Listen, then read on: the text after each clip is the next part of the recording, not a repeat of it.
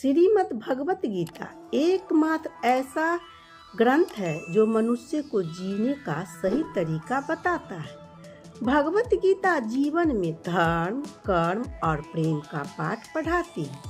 श्रीमद् भगवत गीता का ज्ञान मानव जीवन और जीवन के बाद दोनों के लिए उपयोगी माना गया है। गीता संपूर्ण जीवन दर्शन है और भगवत गीता में कुल 18 अध्याय और 700 श्लोकें हैं, जिसमें सभी को पढ़ पाना थोड़ा मुश्किल है। इसलिए आज के बेहद ही खास वीडियो में हम श्री भगवत गीता के 100 विचारों के बारे में बात करने वाले हैं, जिन्हें जानकर आप श्रीमद् भगवत गीता का सही मतलब समझ पाएंगे। इसलिए विचारों को आप हर रोज रात में सोने से पहले सुने।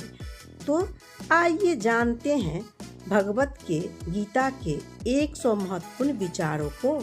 भगवान श्री कृष्ण कहते हैं, जिस तरह प्रकाश की ज्योति अंधेरे में चमकती है, ठीक उसी प्रकार सत्य भी चमकता है। इसलिए मनुष्य को हमेशा सत्य की राह पर चलना चाहिए। मनुष्य एक अटल है, जिसे कभी बदला नहीं जा सकता।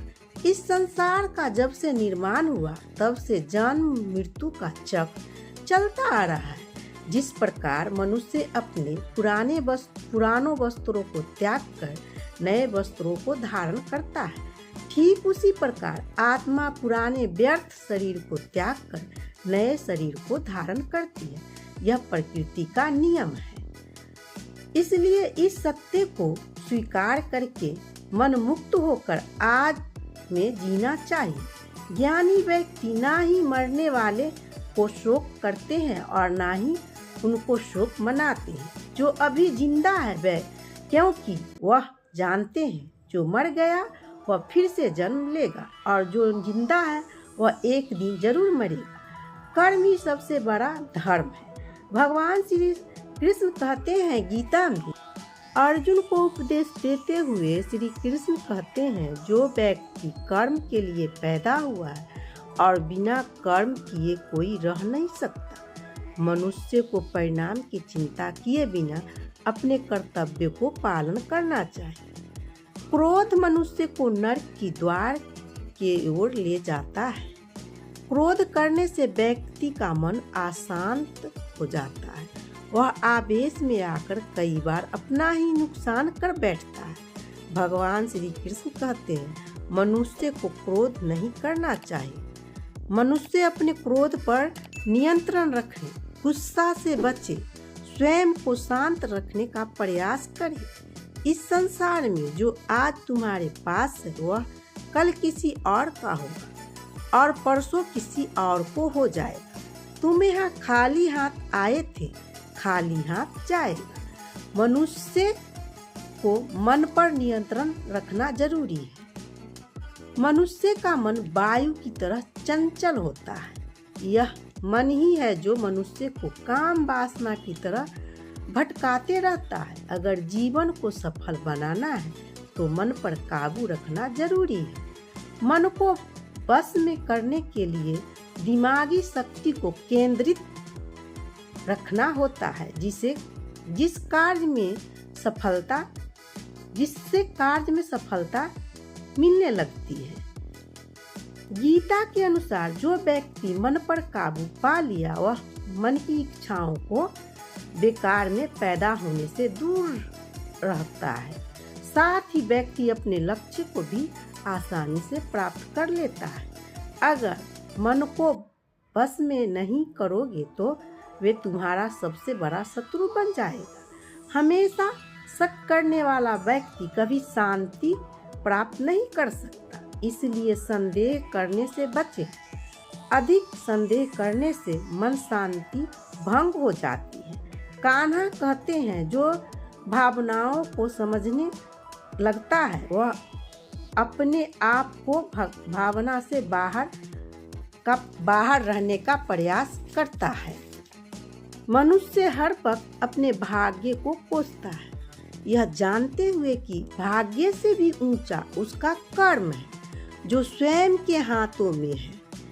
एक समझदार व्यक्ति वही है जो दूसरों को देखकर उनकी विशेषताएं से सीखता है, न कि उनकी तुलना और ईर्ष्या उनसे करता है। इस दुनिया में कोई किसी का हमदर्द नहीं। अपने ही लोग शमशान में लाश को रखकर पूछते हैं और कितना वक्त लगेगा। दुख आना भी जरूरी है, तभी इससे जिंदगी पूरी होती है। खाली खुशी से इंसान को मजबूत नहीं बनाती, नहीं जिंदगी में रूबरू कराती।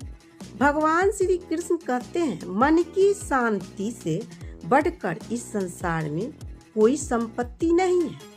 जिस व्यक्ति ने मन को शांत रखना सीख लिया, उससे ज्यादा धनवान इस संसार में कोई नहीं है। समय मनुष्य के बनाने मार्ग पर नहीं चलता, मनुष्य को समय को बनाए हुए मार्ग पर चलना पड़ता है। इसको नियति कहते हैं। जीवन की सबसे महंगी चीज जो आपका वर्तमान है, जो एक बार चला जाए तो पूरी दुनिया फिर लौटने नहीं आता। इसलिए श्री कृष्ण कहते हैं, जिस व्यक्ति का मन शांत होता है, जो व्यक्ति बोलते कम और काम ज्यादा करता है, वही व्यक्ति मन जीतता है। आपके पास जो भी कुछ है उसे बढ़ा चढ़ा के न बताएं और ना ही दूसरों से ईर्ष्या कीजिए। जो दूसरे से ईर्ष्या करता है उससे मन की शांति नहीं मिलती। दुनिया हमेशा प्रशंसा करते हैं और दोष निकालने की रास्ता ढूंढते रहते हैं। यही होता है आए दिन। प्रेरणा की सबसे बड़ा स्रोत है आपकी विचार ही ये बड़ा सोच है और जीने के लिए प्रेरित करता है। कर्म का गणित बड़ा सीधा और सरल है। कर्म करने से कर भला तो हो भला, कर बुरा तो हो बुरा। इसलिए कृष्ण भगवान कहते हैं, किसी के साथ बुरा मत करो जो तुम्हारे साथ बुरा हो। तुम अगर दुख काट के सुख में आते हो तो तुम सुखी ही रहोगे।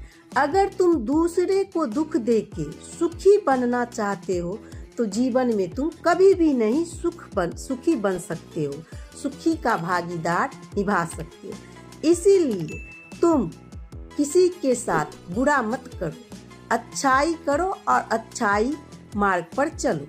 अगर कोई व्यक्ति गलत हो और तुम्हारे साथ मीठा मीठा बोल के तुम्हारा दिल जीते तो वो कभी भी बीमारी का कारण बन सकता है। लेकिन कोई व्यक्ति अच्छा हो और कितना भी कड़वा बोले तो एक दिन वो तुम्हारे साथ औषधि बन जाएगा। जिस प्रकार एक दीपक बिना प्रकाश कम किए हजारों दीपक को जला देता है, उसी प्रकार खुशी को बांटा जाए तो खुशियाँ कम नहीं होती।